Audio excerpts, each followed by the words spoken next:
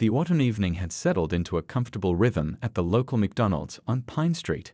The familiar smell of French fries and coffee filled the air as customers came and went, their conversations creating a gentle buzz throughout the restaurant.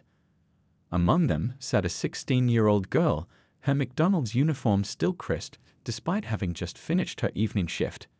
She had been working at this McDonald's for the past 6 months, saving up for college while maintaining her position as one of the top students in her junior class.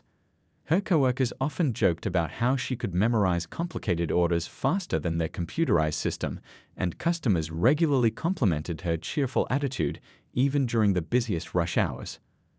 That evening, she decided to stay a bit longer after her shift, using the restaurant's Wi-Fi to work on her AP chemistry homework. Her laptop screen displayed a half-finished lab report about molecular structures, while a barely touched strawberry milkshake sat beside it. The girl's dedication to her studies was well known among her colleagues. She would often use her break times to squeeze in some studying, determined to maintain her 4.0 GPA. The McDonald's dining area was filled with its usual diverse crowd. An elderly couple shared chicken nuggets in one corner, a group of college students huddled over their laptops and value meals in another, and families with children occupied the booths near the playplace. The night shift manager, Mr. Chen, was helping behind the counter, his 20 years of experience evident in the way he effortlessly coordinated the crew during the dinner rush. Outside, the streetlights had just flickered on, casting a warm glow through the restaurant's large windows. The girl glanced up occasionally, watching cars pass by on the busy street.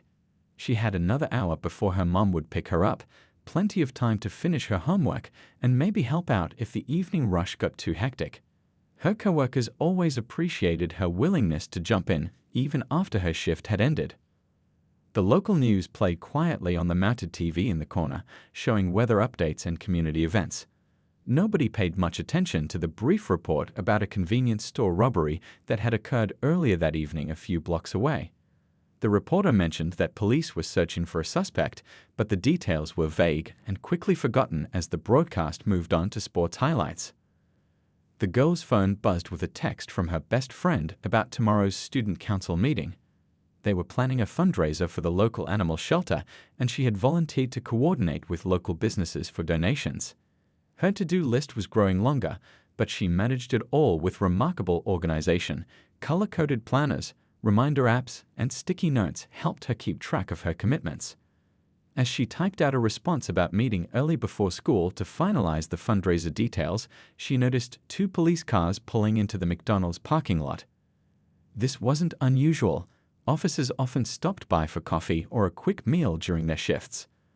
The restaurant offered police officers a discount as a way to maintain a friendly relationship with local law enforcement, and their presence usually added to the sense of security in the neighborhood.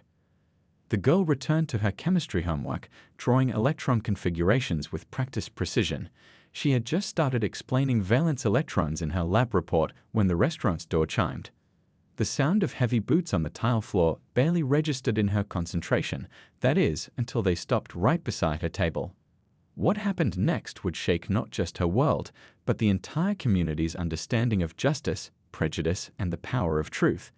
The next few minutes would spark a chain of events that would force everyone involved to confront their assumptions, examine their biases, and ultimately work toward meaningful change. Little did anyone know that this ordinary evening at McDonald's would become a turning point in the ongoing conversation about police procedures, racial profiling, and the importance of looking beyond first impressions. The security cameras silently recorded everything, their footage soon to become crucial evidence in a story that would capture national attention and challenge everyone's preconceptions about justice and truth.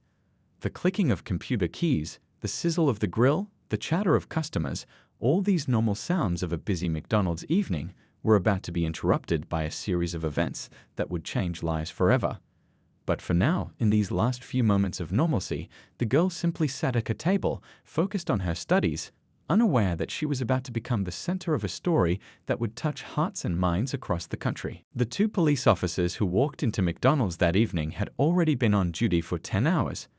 Their shift had started with a handful of routine calls, a minor fender bender, a noise complaint about a neighbor's dog, and helping jumpstart an elderly woman's car.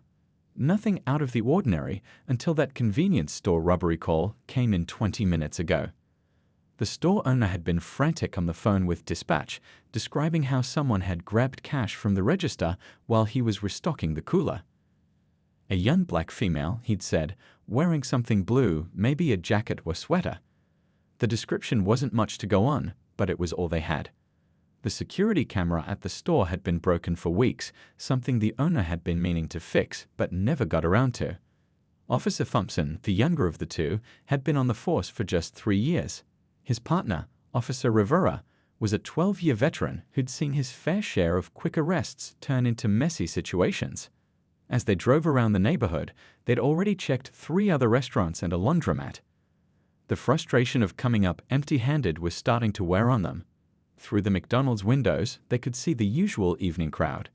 Their eyes scanned the restaurant, passing over families with kids, elderly couples, and teenagers hanging out after school. Then they spotted her. A young black girl sitting alone by the window, wearing what looked like a blue uniformed shirt. Something about the way she kept looking at her phone caught Officer Thompson's attention. To him, it looked like she might be nervous, though anyone else would have just seen a student checking messages while doing homework. "Think that could be our suspect?" Thompson asked his partner, already reaching for his radio to call in their location. Rivera hesitated for a moment, remembering the last time they'd made a quick assumption. But the pressure to solve cases quickly was always there, hanging over their heads like a storm cloud. The restaurant's bright lights cast long shadows across the parking lot as they stepped out of their patrol car. The autumn air had turned chilly, and leaves skidded across the asphalt in the evening breeze. Through the windows, they could see the girl was completely focused on what looked like schoolwork, but they'd both seen plenty of people try to act normal after committing a crime. Inside, the warmth and smell of food hit them immediately. A few customers glanced up as they entered, then went back to their meals. The night shift manager looked their way, probably expecting them to head to the counter for their usual coffee order. Instead, they walked directly toward the girl's table. Officer Thompson took the lead, his hand resting casually near his belt, a habit from training that sometimes made civilians nervous. Officer Rivera hung back slightly, scanning the restaurant out of habit, noting the locations of exits and the growing number of people who were starting to pay attention to them. The girl didn't notice them at first, absorbed in what appeared to be a complex chemistry problem. Her calculator displayed a long string of numbers, and her notebook was filled with neat, careful handwriting. Empty McDonald's sandwich wrappers and a half-drunk smoothie suggested she'd been there a while. "Excuse me, miss," Officer Thompson said, his voice carrying that official tone police officers often use, the one that makes everyone sit up a little straighter. "We need to speak with you for a moment." The girl looked up, surprised to find 2 police officers standing at her table. Her expression shifted from confusion to concern as she noticed how they positioned themselves, one slightly behind her, the other blocking her view of the main exit. It was a standard police tactic, but to a 16-year-old who'd done nothing wrong, it felt deeply unsettling. Is everything okay?" she asked, her voice steady despite her obvious confusion.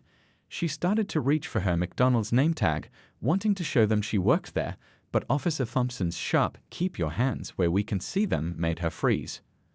By now, other customers had definitely noticed what was happening. A woman at the next table put down her burger and pulled out her phone, holding it low but definitely recording. The night shift manager had stepped out from behind the counter, watching the situation with growing concern. "We're investigating a robbery that occurred nearby," Officer Rivera explained, his tone professional but firm. "Would you mind telling us where you've been for the past hour?" The girl blinked in surprise. "I've been right here," she said, gesturing to her homework spread across the table. "I'm work here. I just finished my shift and—" A young woman matching your description was seen leaving a convenience store after taking money from the register, Officer Thompson cut in. Blue top, similar height and build. The girl's eyes widened as she realized what was happening. "But I've been here the whole time." "Ask anyone." "Ask my manager, check the cameras, I've been working since." "We're going to need to see some ID," Officer Thompson interrupted again, taking a step closer to the table. The movement caused several of her papers to flutter to the floor, equations and careful notes scattering across the tile. The restaurant had grown eerily quiet. The usual sounds of conversations and kitchen noise seemed muted, as if everyone was holding their breath. More phones had come out, their camera lenses capturing every moment of what was quickly becoming a situation that would soon be shared across social media platforms.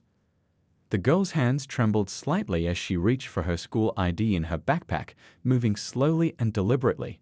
Years of family discussions about how to handle police interactions ran through her mind. Stay calm, be respectful, make no sudden movements.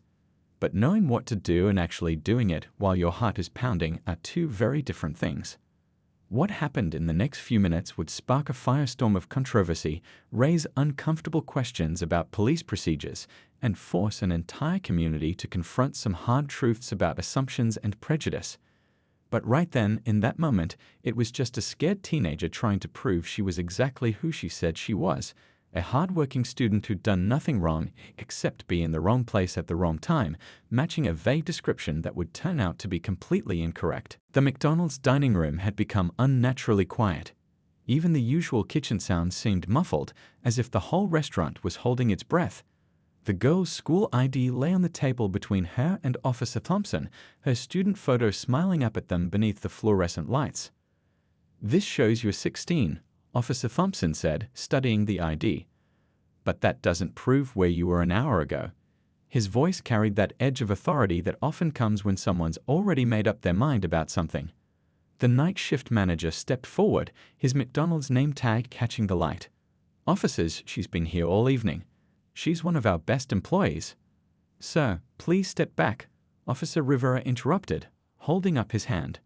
"This is a police investigation." More phones were recording now. A mother pulled her young children closer, whispering something in their ears. Two college students who'd been studying nearby exchanged worried glances. The girl could feel everyone's eyes on her, could sense the tension building in the room like static before a storm. "I can show you my time card," the girl said, her voice remarkably steady despite her racing heart. "It'll prove I was working here during." "Stand up slowly," Officer Thompson cut in, his hand moving to rest on his belt. "Keep your hands where we can see them." The girl looked around the restaurant, meeting the concerned eyes of her regular customers. There was the kind elderly man who always ordered a senior coffee and told her about his grandchildren. The mom with twin boys who came in every Tuesday after soccer practice. The college student who studied here because she made sure his coffee cup never went empty. They were all watching, all recording, all witnesses to what was happening. "I haven't done anything wrong," she said clearly, making sure her voice would be picked up by all those recording phones. "I've been here working and doing my homework. Please check the security cameras." Officer Rivera spoke into his radio, requesting backup. The crackle of the response seemed impossibly loud in the quiet restaurant. Outside, another police car's lights began flashing in the parking lot, casting alternating blue and red shadows through the windows. The girl slowly stood up, her chemistry homework scattered across the table. A paper fluttered to the floor. Her lab report due tomorrow, the one she'd spent hours perfecting. She watched it fall, thinking about how strange it was to worry about homework at a moment like this. "Turn around," Officer Thompson instructed, reaching for his handcuffs. "Hands behind your back." The restaurant manager stepped forward again, more insistent this time. "This is wrong. She's been here all evening. I'm calling our district manager right now." He pulled out his phone, fingers shaking slightly as he dialed. A young woman sitting nearby stood up, her own phone steady as she filmed. "I've been here for 2 hours," she announced loudly. "This girl has been sitting right there the whole time, doing her homework. I saw her working earlier too." More voices joined in, a chorus of witnesses. "She helped me with my order an hour ago. I saw her cleaning tables earlier. She's wearing her McDonald's uniform." But the officers seemed to have tunnel vision, focused solely on their suspect, their minds already made up. The girl felt the cold metal of handcuffs close around her wrists, the click of each ratchet echoing in her ears. Her textbook fell to the floor with a thud that seemed to punctuate the moment. "You have the right to remain silent," Officer Thompson began reciting. "Anything you say can and will be used against you in a court of law." Through the window, she could see more people gathering in the parking lot, drawn by the police lights. Some had their phones out, recording through the glass. In just a few hours, These videos would be spreading across social media, sparking outrage and debate. "My mom," the girl said suddenly, her voice cracking for the first time. "Please, can I call my mom? She's a nurse at Central Hospital. She needs to know where I am." "You can call your parents from the station," Officer Rivera replied, but there was a hint of uncertainty in his voice now. Maybe it was the growing crowd of witnesses. Maybe it was the way the restaurant manager was frantically talking to someone on his phone. Maybe it was the simple fact that this girl, standing calmly despite being handcuffed, didn't fit the profile of someone who'd just robbed a store. The third officer entered the restaurant, taking in the scene, the scattered homework, the McDonald's uniform, the phones recording everything. He pulled Officer Thompson aside, speaking in low tones. Through the front windows, they could see a news van pulling into the parking lot. The girl stood there, her wrists starting to ache from the handcuffs, watching as her ordinary evening shifted into something that would soon make headlines across the country. She thought about her mom, probably still busy with patients, unaware that her daughter was about to be taken to a police station. She thought about her chemistry test tomorrow, her student council meeting in the morning, all the normal parts of her life that suddenly seemed very far away. One of the college students who'd been recording spoke up again. "I'm streaming this live on social media right now. Over 1,000 people are watching. They can all see what's happening here." The officers exchanged glances. The situation was quickly growing beyond their control. What had seemed like a routine arrest was becoming something much bigger, something that would soon force everyone involved to confront uncomfortable truths about assumptions, bias, and the importance of looking beyond first impressions. And through it all, the security cameras kept recording, gathering evidence that would soon tell a very different story from what the officers believed. In less than 24 hours, those videos would reveal the truth, a truth that would change everything, not just for this girl and these officers, but for an entire community that would be forced to have some very difficult conversations about justice, prejudice, and the power of standing up for what's right. By midnight, the videos had gone viral. People across the country watched a hardworking teenager in her McDonald's uniform being handcuffed while doing her homework. The hashtag McDonald's student was trending, with millions sharing and commenting on the footage from different angles. The girl's mother first saw the video while taking a brief break during her hospital night shift. A fellow nurse rushed into the break room, phone in hand, saying, "Isn't this your daughter?" The mother's hands shook as she watched her child being handcuffed, but chemistry homework scattered across the McDonald's table. Within minutes, she was racing to the police station, still wearing her nursing scrubs. The father, a military veteran who worked as a high school football coach, was already at the station when she arrived. He stood ramrod straight in his leather jacket from the school where he coached, his face a mask of controlled emotion as he spoke with the duty sergeant. 20 years of military discipline helped him keep his voice steady, but anyone could see the storm brewing in his eyes. "My daughter has never been in trouble a day in her life," he told reporters who had gathered outside the police station. "She works part-time, maintains straight A's, and volunteers at the library." And they arrested her for doing homework at her workplace. Inside the station, the truth was already starting to emerge. The convenience store's security footage had been recovered from a backup system, showing a woman in her late 20s committing the robbery. The suspect bore only the vaguest resemblance to the teenage girl they'd arrested. Both were black and wearing blue, but that's where the similarities ended. By morning, the story had made national news. Footage from McDonald's security cameras clearly showed the girl working her shift, serving customers, and later sitting down to do her homework. Timestamps proved she was at work during the robbery. But it wasn't just about proving her innocence anymore. The incident had sparked a larger conversation.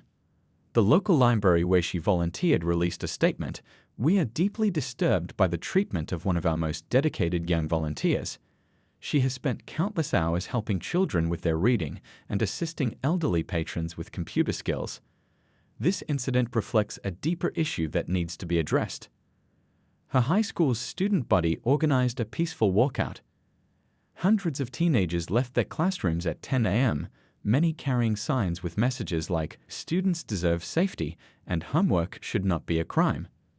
The school principal, though unable to officially endorse the protest, stood watching with tears in his eyes as his students demonstrated their support. The McDonald's where it happened became an unexpected gathering place for community members. People came not just to show support, but to share their own stories. The restaurant manager kept the doors open, offering free coffee to community organizers and local leaders who came to meet and discuss ways to prevent similar incidents in the future. Civil rights organizations stepped in, but so did unexpected allies. The local police union's youth outreach coordinator, a veteran officer with 25 years of experience, spoke out. "We need to look hard at how we train our officers to handle identification and arrests. One mistake like this can shatter years of community trust building." The girl's AP chemistry teacher arrived at the station early that morning with her graded lab report, and a plus, of course. She was working on this when they arrested her, the teacher told reporters, holding up the paper that had fallen to the floor during the arrest. Do you want to know what it was about? The importance of careful observation and not jumping to conclusions. Local business owners from around the McDonald's started sharing their security footage. Camera after camera showed the girl at work, serving customers, clearly nowhere near the convenience store at the time of the robbery. A timeline emerged, documented minute by minute, proving beyond any doubt that she couldn't have committed the crime. The convenience store owner who'd reported the robbery came forward, visibly shaken after seeing the videos. "I gave a vague description because I was upset," he admitted. "I never meant for an innocent teenager to be arrested. We need to do better. I need to do better." Social media continued to explode with support. The girl's classmates shared stories of her kindness, how she tutored struggling students for free, how she organized food drives, how she always made time to help others despite her busy schedule. Her McDonald's coworkers posted about her work ethic, her cheerful attitude, her ability to calm angry customers with a smile. A group of nurses from her mother's hospital organized a support rally. They came in their scrubs during shift changes, holding signs that read, "Protect our children," and "Service is not suspicious." The sight of healthcare workers standing up for their colleague's daughter touched something in the community's heart. The city council called an emergency meeting to discuss police training and community relations. The mayor, who had initially tried to stay neutral, was forced to address the situation after his own teenage daughter asked him a simple question at breakfast. "Dad, could this happen to me while I'm doing my homework?" As day turned to evening, the same McDonald's where it all began was packed with people. Regular customers shared tables with activists, police officers sat with community leaders, and teenagers did their homework alongside elderly patrons. The restaurant had become more than just a fast food place. It was now a symbol of a community grappling with difficult truths and working toward real change. Through it all, the girl's family stood strong, dignified in their pursuit of justice. The mother, still in her nursing scrubs after another long shift, spoke to reporters with tears in her eyes but strength in her voice. The father, his coach's whistle still hanging around his neck, stood beside local leaders as they discussed ways to rebuild trust between police and the community. And somewhere in the middle of all this attention, a teenage girl just wanted to finish her chemistry homework and get back to her normal life. But she was beginning to understand that sometimes being thrust into the spotlight, however unwillingly, gives you a chance to make real change. Her story was becoming more than just a case of mistaken identity. It was a wake-up call that would echo far beyond the walls of that McDonald's restaurant. The internal affairs investigation began early the next morning. 2 seasoned investigators sat in a small room at police headquarters, surrounded by stacks of papers and multiple computer screens. They weren't just looking into one incident anymore. They were uncovering a pattern that would shake the entire department. "Pull up the body cam footage again," the lead investigator said, rubbing his tired eyes. They'd been reviewing videos for hours, security cameras from McDonald's, cell phone recordings from witnesses, and now the officer's own body cameras. Each angle told the same story, but from slightly different perspectives, like pieces of a puzzle slowly coming together. Meanwhile, across town, the actual convenience store robber had struck again. This time, the security cameras worked perfectly. The footage showed a woman in her late 20s, wearing a blue windbreaker, nothing like the teenage girl they'd wrongfully arrested. The store's cameras captured clear images of the suspect's face, and within hours, several people had called in to identify her. Back at Internal Affairs, the investigators dug deeper into both officers' past records. What they found was troubling: a pattern of rushed arrests, especially involving young people of color. Most cases had been dismissed for lack of evidence, but the damage to community trust had already been done. "Look at this," the younger investigator said, pointing to his screen. Last month, they detained 3 teenagers outside the mall based on a vague description. No charges filed, but the kids missed their basketball game and one of them lost his part-time job because of it. The investigation wasn't just about paperwork and procedures anymore. The team interviewed dozens of community members, each with their own story to tell. A high school basketball coach described how his players now practiced responses to police stops along with their free throws. A librarian talked about teenagers who were afraid to study at public places. A fast food manager shared how his young employees requested extra uniform badges, hoping they'd help prove they belonged where they were. At McDonald's, the security team had assembled all their footage into a clear timeline. The girl could be seen arriving for her shift, clocking in, working at the register, cleaning tables, helping customers. During her break, she sat with an elderly regular customer, helping him figure out how to video chat with his grandchildren. After her shift, she settled down with her homework, occasionally jumping up to help when the evening rush got busy. She wasn't just present during the robbery time, the security manager explained, pointing to the footage. She was actively working, serving customers, being productive. How did no one check this before putting handcuffs on her? The convenience store where the robbery happened provided they recovered security footage. The actual suspect was clearly visible, a woman with a history of similar crimes in neighboring counties. She'd been caught on camera 3 more times since the McDonald's incident, each time wearing similar blue clothing, each time targeting small businesses during busy hours. The Internal Affairs team interviewed both officers separately. Officer Thompson, the younger one, broke down during his interview. "I was so focused on making a quick arrest," he admitted. "I didn't even consider. I didn't want to look like I couldn't handle my job." Officer Rivera, the veteran, was more defensive at first. But as the evidence mounted, his professional facade cracked. "We're trained to trust our instincts," he said. "But maybe sometimes our instincts are wrong. Maybe sometimes they're based on things we don't want to admit to ourselves." The investigation revealed more than just procedural failures.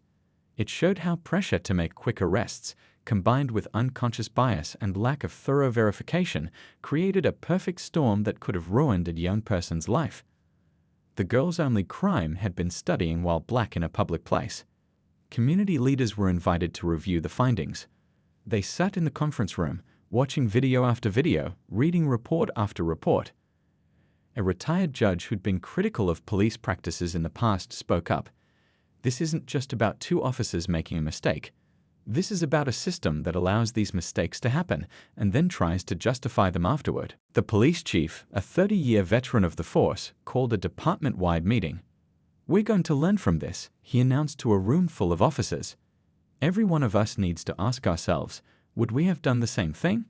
And if the answer is yes, we need to change how we think, how we act, how we serve our community." The investigation team discovered that the department's training on verification procedures was outdated. Officers weren't required to check readily available evidence, like security cameras or employee records, before making arrests based on general descriptions.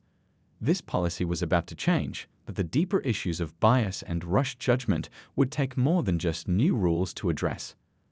As the investigation neared its end, one detail stood out. In all the footage, through the entire ordeal, the teenage girl maintained her composure. Even when being handcuffed, even when her rights were being violated, she stayed calm and respectful. Her strength in that moment would become a teaching point in future police training sessions.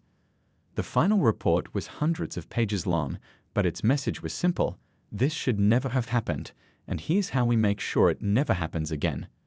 The findings would lead to department-wide changes in training, procedures, and accountability measures. But more importantly, they would force everyone involved to confront their own biases and assumptions. The investigation concluded just as the real robbery suspect was arrested in a neighboring town. The contrast couldn't have been clearer. A career criminal with a long record versus an honor student whose only goal that evening had been finishing her chemistry homework. The truth had come out, but the question remained: how many other similar mistakes had been made? how many other lives had been affected by rushed judgments and unchecked assumptions. 1 month after the incident at McDonald's, the police department held a public meeting in the high school gymnasium. The bleachers were packed with community members, parents, teachers, students, and local business owners. The same phones that had recorded the arrest now captured something very different, a moment of genuine change. The police chief stood at the podium, his usual confident stance replaced by something more humble. "We're here today not just to apologize," he began, "but to show you exactly how we're going to do better." Behind him, a large screen displayed the department's new training protocols and community engagement initiatives. In the front row sat the teenage girl and her family. She'd traded her McDonald's uniform for a neat blazer, looking more like the future lawyer she'd recently decided to become. Her mother, still in nursing scrubs from her shift, held her hand. Her father, the veteran and coach, sat straight-backed beside them, nodding as the chief outlined the changes. "First," the chief continued, "we're implementing mandatory cooling-off periods before any arrest based on general descriptions. Officers must verify identities through at least 2 independent sources when possible." He paused, looking directly at the girl. "If these rules had been in place that night, you would have never been handcuffed." The changes went beyond just new rules. Both officers involved in the incident stepped forward to speak. Officer Thompson, his voice shaking slightly, addressed the crowd. "I've spent the last month thinking about what I did wrong that night. It wasn't just rushing to judgment. It was not seeing the person in front of me, a hardworking student, a valued employee, a member of our community." Officer Rivera, the veteran, spoke next.